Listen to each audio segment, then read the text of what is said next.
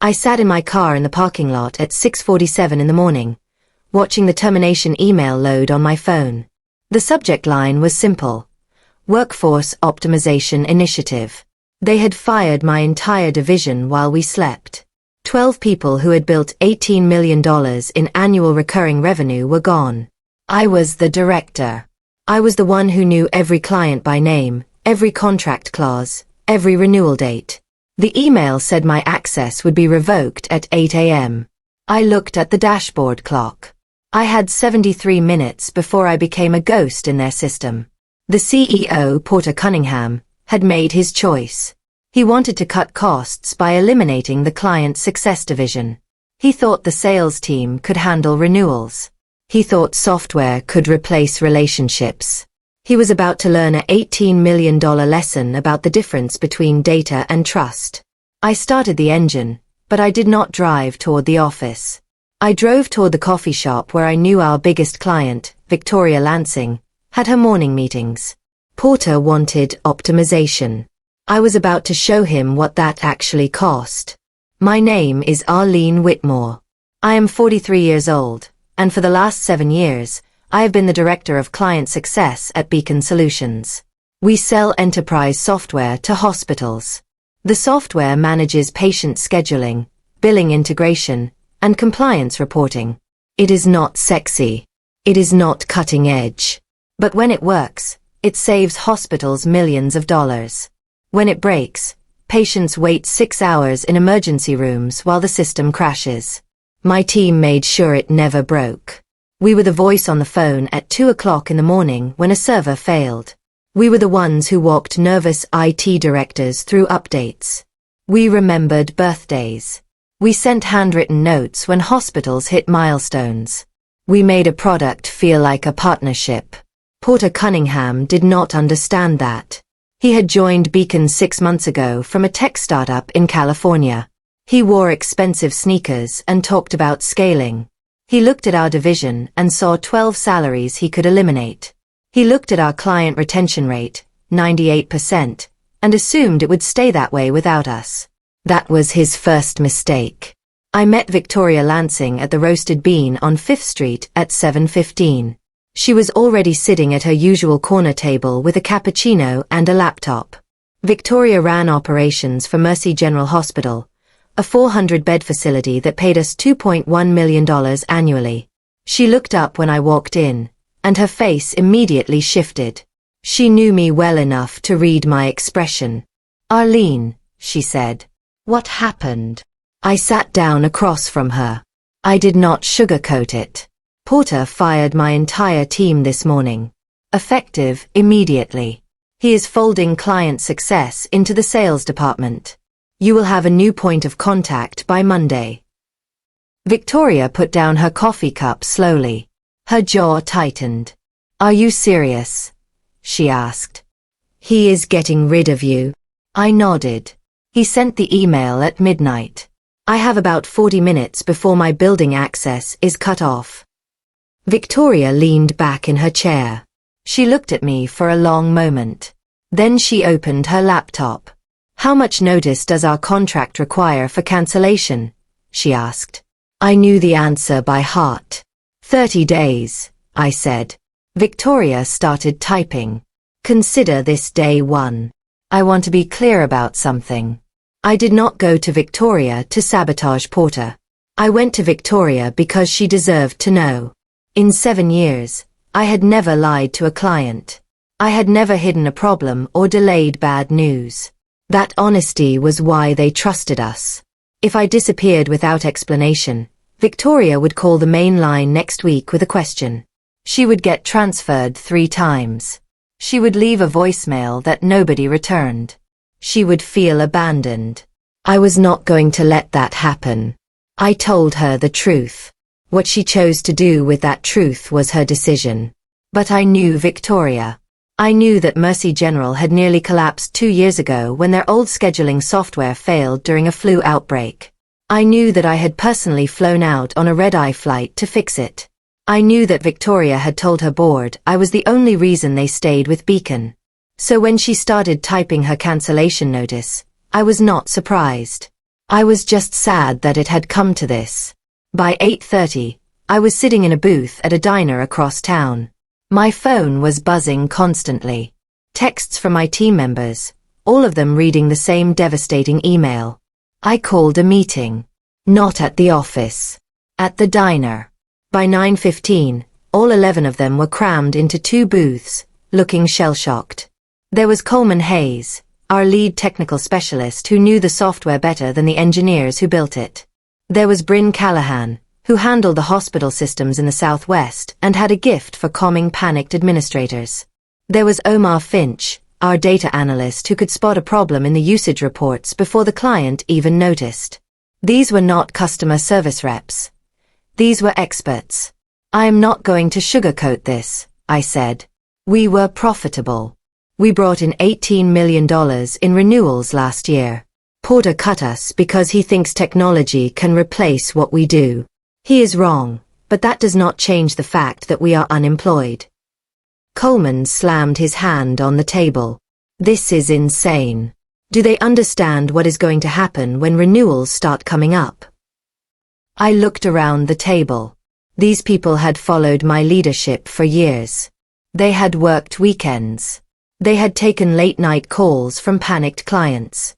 They had built something valuable, and it had been erased with a single email from a man who did not understand what we did. I have a question for all of you, I said. If we started our own consulting firm, would you join me? The table went quiet. Bryn spoke first. You mean compete with Beacon? She asked. I mean offer the service they just eliminated, I said. Hospitals still need support.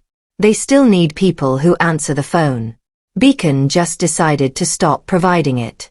We can fill that gap. Omar leaned forward. Are you serious? We would be going up against our old employer. I met his eyes. We would be offering a service they no longer provide. That is not competition. That is filling a void. And I already have our first client. I told them about Victoria. I told them about the 30-day cancellation notice. I told them that Mercy General was going to walk, and they would need someone to manage their transition to a new platform. I can offer you jobs, I said. Or I can offer you equity. By noon, I had 9 commitments. 2 people wanted to take severance and find stable jobs. I understood. The other 9 wanted in. We rented a conference room at a co-working space and started making a list. We listed every client we had personally worked with. We listed every contract renewal date that we had memorized. We did not take any files. We did not download any spreadsheets. We did not steal data. Everything we wrote down came from memory, from 7 years of relationship building. By 3 p.m., we had a target list of 47 hospitals. These were the clients who knew us by name, who had our personal cell numbers, who sent us Christmas cards. These were the relationships Porter thought he could automate. I sent each client a personal email from my private account. The message was simple. I explained that I was no longer with Beacon Solutions. I explained that I was starting a consulting firm to help hospitals navigate software transitions and integrations. I did not badmouth Porter. I did not tell them to cancel their contracts. I just let them know I was available. The replies started coming in within minutes. The first call came from Andrew Holt, the IT director at Lakeside Regional Hospital. Lakeside was a $1.4 million account. Andrew had been with them for 20 years, and he hated change. When we had migrated Lakeside to Beacon's platform 3 years ago, I had spent 2 weeks on site holding his hand through every step. Arlene, Andrew said when I answered. Tell me this is not real. Tell me you are still at Beacon. I explained the situation. Andrew swore under his breath. I have a renewal coming up in 8 weeks, he said. I was going to sign it because of you. If you are gone, I am gone too. Who do I call to cancel? I gave him the number for Beacon's legal department. Then I told him about my new firm. You still need software, Andrew, I said. I can help you evaluate other options. I can manage the migration. I can make sure you do not end up in the same situation you were in 3 years ago. Andrew did not hesitate. Send me a proposal, he said. If you can get us off Beacon and onto something better, I will make it happen. By the end of the first week, 6 hospitals had formally notified Beacon of their intent to cancel. That was $7.3 million in annual recurring revenue walking out the door. Porter's assistant called me on Friday afternoon. Her voice was tight, professional. Porter would like to meet with you, she said. Monday at 9 a.m. I almost laughed. I do not work there anymore, I said. He is requesting a consultation, she replied. He is willing to compensate you for your time. Now I did laugh. Tell Porter that my consulting rate is $500 an hour with a 4-hour minimum, I said. If he wants to talk, he can pay like everyone else. She paused. I will pass that along, she said. She hung up. 10 minutes later, she called back. He agrees to your rate, she said. Monday at 9 a.m. I showed up wearing jeans and a blazer. I was not an employee anymore. I was a contractor. Porter's office was on the top floor, floor-to-ceiling windows overlooking the city. He was sitting behind his desk in a black turtleneck, trying to look like a visionary. He looked tired. Porter did not stand up when I walked in. He gestured to the chair across from his desk. Sit, he said. I stayed standing. You are paying me $500 an hour, Porter, I said. I will stand if I want to. He sighed and leaned back in his chair. 6 hospitals have cancelled their contracts in the last week, he said. I assume you know that. I nodded. I do. Porter's jaw tightened. Did you encourage them to cancel? He asked. I told them the truth, I said. I told them I was no longer with Beacon. They made their own decisions. Porter stood up. His face was flushed. You are sabotaging this company, Arlene, he said. You are costing us millions because your ego is hurt. I looked at him calmly. I am not sabotaging anything, I said.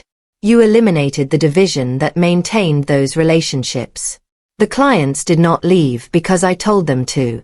They left because you fired the only people they trusted. Porter slammed his hand on the desk.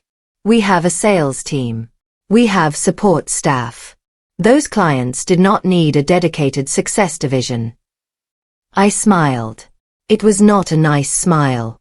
Porter, I said, do you know the name of the IT director at Mercy General? He blinked. What? Do you know her name? I repeated. Do you know how many beds they have? Do you know what their biggest operational challenge is? Porter said nothing. I do, I said. Her name is Victoria Lansing. They have 400 beds. Their biggest challenge is integrating our software with their legacy billing system, which crashes every 3rd Tuesday because of a coding conflict that your engineers never fixed. I fixed it. I wrote a manual workaround and taught their staff how to execute it. That is why they stayed with Beacon for 5 years. Not because of your software. Because of me. Porter stared at me. You think you are irreplaceable, he said. I think I was the load-bearing wall you just knocked out, I said. And now you are watching the roof collapse. I walked to the door. Your 4 hours are up, I said. Send the invoice to accounting. I left. I never went back. By the end of week 2, the number of cancellations had grown to 12 hospitals. That was $11.8 million in lost revenue. Porter tried to stop the bleeding. He hired a crisis management consultant. He assigned the sales team to call every remaining client and reassure them. He sent out a company-wide email promising that Beacon was committed to world-class client support. It did not work. The sales team did not know the clients. They did not know the systems. They read from scripts and offered discounts. The clients were not looking for discounts. They were looking for the people who had answered their calls at midnight. Those people were gone. By week 3, the local business journal ran a story. The headline was, Beacon Solutions faces client exodus after layoffs. The article quoted an anonymous hospital administrator who said, "We did not buy software. We bought peace of mind. When they fired the people who gave us that peace of mind, they broke the contract." The reporter had tried to reach Porter for comment. He declined. The article mentioned my new consulting firm by name. My phone rang off the hook. I want to be clear about what I built. I did not create a software company. I did not try to compete with Beacon on product. I created a service company. Hospitals hired us to manage their software ecosystems. We handled vendor relationships, integration projects, and troubleshooting. We were the translators between the technology and the people who used it. We were expensive. We charged $15,000 a month per client for full service support. But compared to the cost of a failed software implementation, we were a bargain. Within 60 days, we had signed 14 hospitals. 9 of them were former Beacon clients. 5 were new clients who had heard about us through referrals. Our monthly recurring revenue hit $210,000. I hired 3 more people to handle the workload. We rented a small office. We were not trying to become a billion-dollar company. We were trying to do good work and get paid fairly for it. And it was working. Meanwhile, Beacon was hemorrhaging. By the end of Q2, they had lost 22 clients. That was $14.6 million in annual revenue. Their stock price dropped 18%. Porter was in trouble. The board of directors called an emergency meeting. I know this because Coleman still had a friend in Beacon's finance department who texted him updates. The board was furious. They had hired Porter to grow the company, and instead, he had triggered the worst client retention crisis in Beacon's history. Porter tried to explain. He showed them spreadsheets. He showed them the cost savings from eliminating the client success division. He argued that the client losses were temporary, that the market would stabilize. The board did not care about his spreadsheets. They cared about the revenue. The CFO stood up during the meeting and said something that became legendary in the company. "You saved $1.2 million in salaries," the CFO said. "And it cost us $14.6 million in revenue. That is not optimization. That is amputation." Porter was given 90 days to fix the problem. If he could not stop the client losses and start winning back accounts, the board would replace him. Porter panicked. He reached out to me again. This time, he did not send his assistant. He called me directly. "Arlene," he said, "we need to talk." I met Porter at a neutral location, a quiet restaurant downtown. He looked worse than he had a month ago. His expensive sneakers were scuffed. His turtleneck had a coffee stain. He ordered a whiskey before I even sat down. "I made a mistake," Porter said. "It was the closest thing to an apology I was going to get. I underestimated the value of your division. I thought the relationships were tied to the company, not to the people. I was wrong. I sipped my water. I did not say anything. I want to make you an offer," Porter continued. "Come back. Bring your team back. I will reinstate the client success division. I will give you a 20% raise. I will give you a seat on the executive team. Just stop the bleeding." I looked at him. I thought about the email he had sent at midnight. I thought about the way he had dismissed my warnings. I thought about the way he had treated my team like expendable parts. "No," I said. Porter blinked. "No," he repeated. "Arlene, I am offering you a significant promotion. I am offering you real power in the company." I leaned forward. "Porter," I said, "I already have power. I have 14 clients who trust me. I have a team that respects me. I have equity in something I built. Why would I give that up to come back to a sinking ship?" Porter's face went pale. "You are enjoying this," he said. His voice was bitter. "You are watching this company burn, and you are enjoying it." I shook my head. "I am not watching anything burn," I said. "I am building something new. You made a choice to eliminate my division. I made a choice to start my own company. Those are just consequences. Porter finished his whiskey in one gulp. The board is going to fire me, he said quietly. Probably, I agreed. You cost them $14.6 million because you did not understand what my team actually did. That is on you. Porter looked at me. For the first time, I saw something other than arrogance in his eyes. I saw fear. What do I do? He asked. I stood up. You learn, I said. You learn that people are not line items on a spreadsheet. You learn that relationships are not scalable. You learn that the cheapest option is not always the smartest option. I put $20 on the table for my water. Good luck, Porter, I said. I walked out. That was the last time I saw him. Porter was fired 6 weeks later. The board replaced him with an interim CEO, a woman named Octavia Brennan who had spent 20 years in the healthcare software industry. Octavia's first move was to call me. Arlene, she said. I have heard a lot about you. I would like to meet. We met at her office. Octavia was in her mid-50s, sharp-eyed and direct. She did not waste time on small talk. I am not going to ask you to come back, Octavia said. I know you have moved on, but I would like to propose a partnership. I raised an eyebrow. What kind of partnership? Octavia slid a document across the desk.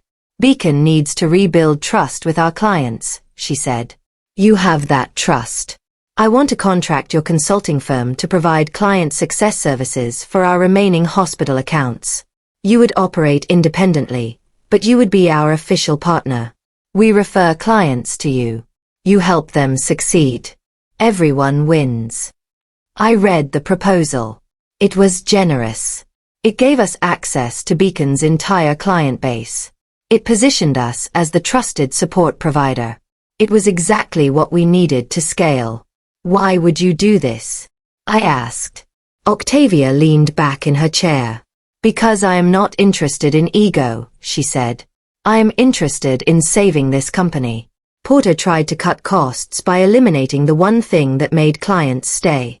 That was idiotic. I am not going to repeat his mistake. She pointed at the contract. You built something valuable, Arlene. I am not going to fight you. I am going to work with you. Beacon gets stability. You get growth. The clients get the support they need. That is optimization. I looked at the contract. I thought about my team. I thought about the 14 hospitals who had trusted us when we had nothing but a rented conference room and a dream. I need to talk to my team, I said. Octavia nodded. Take your time, she said. But I need an answer by the end of the week. The board wants to announce the partnership before the next earnings call. I took the contract with me. That night, I called a meeting with my core team. We sat in our small office, and I laid out the offer. Coleman whistled. This is huge, he said. This legitimizes us. Bryn looked worried. Can we trust them? She asked. Porter burned us once. I understood Bryn's hesitation. We had all been burned. But Octavia was not Porter. She understood what we did. She valued it. We are not employees, I said. We are contractors. If Beacon tries to screw us, we walk. But this partnership gives us access to 80 hospitals. That is $1.2 million a month in potential revenue. We can hire more people. We can build something sustainable. Omar spoke up. What is the worst-case scenario? He asked. Worst case, I said. Beacon fails anyway, and we lose the partnership. But by then, we will have built enough credibility to stand on our own. We voted. It was unanimous. We signed the partnership agreement. The announcement went out the following Monday. The press release was titled, Beacon Solutions partners with Whitmore Consulting to restore client success. The stock price jumped 12%. Within 2 weeks, 8 of the hospitals that had cancelled their Beacon contracts came back. They did not come back because of Beacon. They came back because of us. We had proven that we were the reason the software worked. We were the glue. We were the trust. 6 months after Porter fired my division, Whitmore Consulting had 31 hospital clients and $465,000 in monthly recurring revenue. We had grown from 9 people to 24. We had moved into a real office with conference rooms and a kitchen. We had health insurance and retirement plans. We were profitable. I was sitting in my office one afternoon when I got a LinkedIn message. It was from Porter. The message was short. I am sorry for what I did. You were right. I was wrong. I hope you are doing well. I stared at the message for a long time. Part of me wanted to ignore it. Part of me wanted to write back and twist the knife. But I did not do either. I wrote back, I appreciate the apology. I hope you learned something. That was it. I closed the message. Porter's failure had been a gift. It had forced me to bet on myself. It had forced me to build something I actually owned. I was not angry anymore. I was just grateful. Grateful that I had been pushed off a cliff and discovered I could fly. The financial impact on Beacon was staggering. By the end of the fiscal year, they had lost $18.3 million in annual recurring revenue. Their valuation dropped by 40%. The board launched an internal review. The findings were brutal. The review found that Porter's decision to eliminate the client success division had been made without consulting the executive team. It found that he had ignored warnings from the sales department. It found that he had prioritized short-term cost savings over long-term client retention. The report used the phrase, catastrophic failure of leadership, 6 times. Porter's name became a case study in business schools. Professors used him as an example of what happens when you optimize for the wrong metrics. I was invited to speak at a conference about client retention. The organizer introduced me as the woman who proved that people are the product. I stood on stage and told the story. I told them about the midnight email. I told them about the $18 million. I told them about the choice I made to build something new instead of staying bitter. The audience gave me a standing ovation. I did not tell the story to gloat.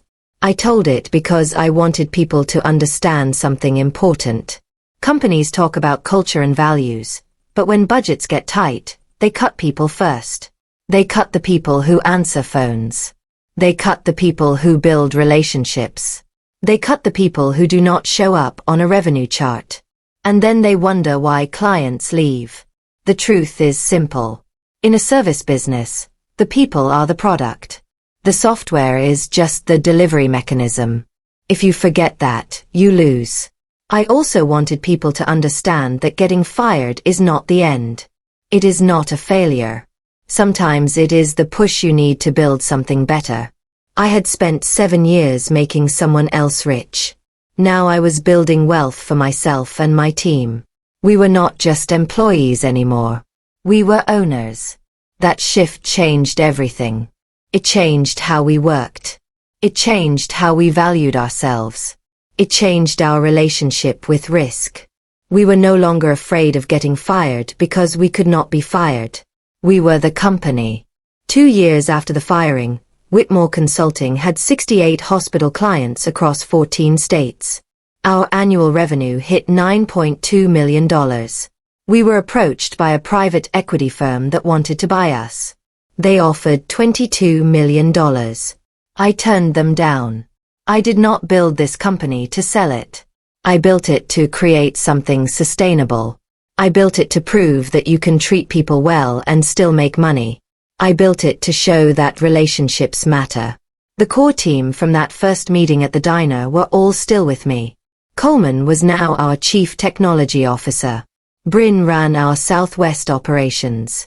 Omar was our head of analytics. They all had equity. They all had a stake in what we built. We had created something that could not be replicated by a competitor because it was not based on technology. It was based on trust. And trust takes time. You cannot buy it. You cannot automate it. You have to earn it, one phone call at a time, one late night at a time, one handwritten thank you note at a time. That was the lesson Porter never learned. That was the lesson that cost him $18 million. I ran into Octavia at an industry event last year. She had stabilized Beacon. The company was growing again, slowly. They had rebuilt their client base, but they never recovered the clients who left. Those clients were ours now. You saved us, Octavia said over drinks. If you had not agreed to the partnership, we would have gone under. I shook my head. You saved yourselves, I said. You made the choice to fix what Porter broke. That took guts. Octavia smiled. I learned something from watching you, she said. I learned that the people who seem the most replaceable are often the most essential. I will never make that mistake again. We toasted to that. I looked around the conference hall. It was filled with executives and entrepreneurs. People were talking about AI and automation and efficiency. They were talking about scaling and disruption. I wondered how many of them understood what really mattered. I wondered how many of them knew the names of their clients. I wondered how many of them would survive the next crisis. I finished my drink and went back to my hotel. I had a call with a new client in the morning. A small hospital in Montana that needed help. I was going to answer that call. That was what I did. That was what we did. And that was why we won. I still think about that morning in the parking lot sometimes. I think about the moment I read the termination email. I think about the fear I felt. I think about the anger.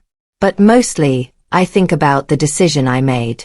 I could have gone home and cried. I could have spent weeks applying for jobs. I could have blamed Porter and stayed bitter. Instead, I drove to a coffee shop and had a conversation with Victoria Lansing. That one conversation changed everything.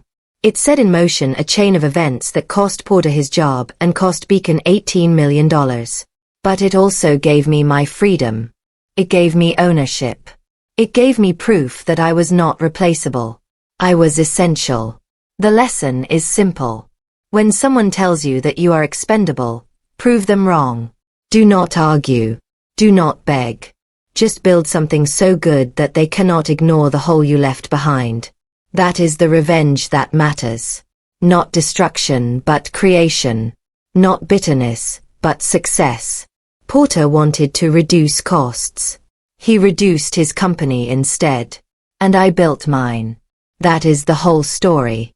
That is how a midnight email turned into an $18 million lesson. That is how I learned to fly.